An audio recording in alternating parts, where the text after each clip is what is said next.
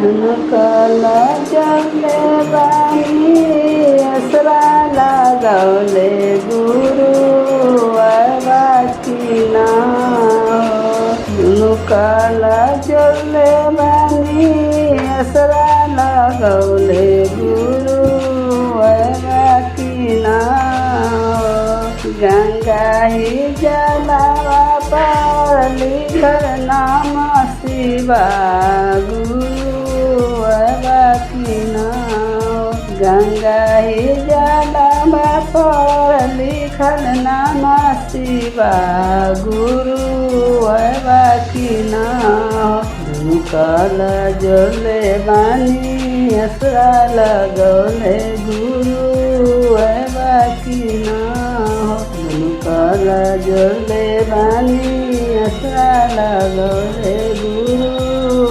बाकी ना चंदना चौकिया पर लिखल नाम शिवा गुरु बाकी ना चंदना चौकिया पर लिखल नाम शिवा गुरु बाकी ना कल जोले बानी असरा लगौले गुरु बाकी ना कल जोले बानी असरा लगौले गुरु बाकी ना बेलके पतिया पर लिखल नाम शिवा गुरु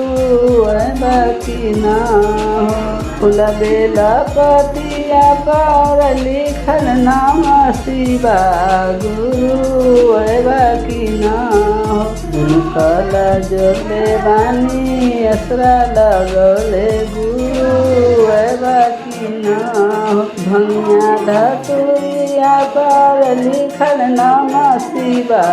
गुरु बाकी ना भंगिया धतुरिया पर लिखल नाम शिवा गुरु बाकी ना कल जोले बानी असरा लगौले गुरु बाकी ना मिर्गा के छाला पर लिखल नाम शिवा गुरु बाकी ना मिर्गा ही छाला पर लिखल नाम शिवा गुरु बाकी ना कल जोले बानी असरा लगौले गुरु बाकी ना कल जोले बानी असरा लगौले गुरु बाकी ना डमरुआ पर लिखल नाम शिवा गुरु बाकी ना डमरुआ पर लिखल नाम शिवा गुरु बाकी ना कल जोले बानी असरा लगौले गुरु बाकी ना कपूरा अगरबत्तिया पर लिखल नाम शिवा गुरु बाकी ना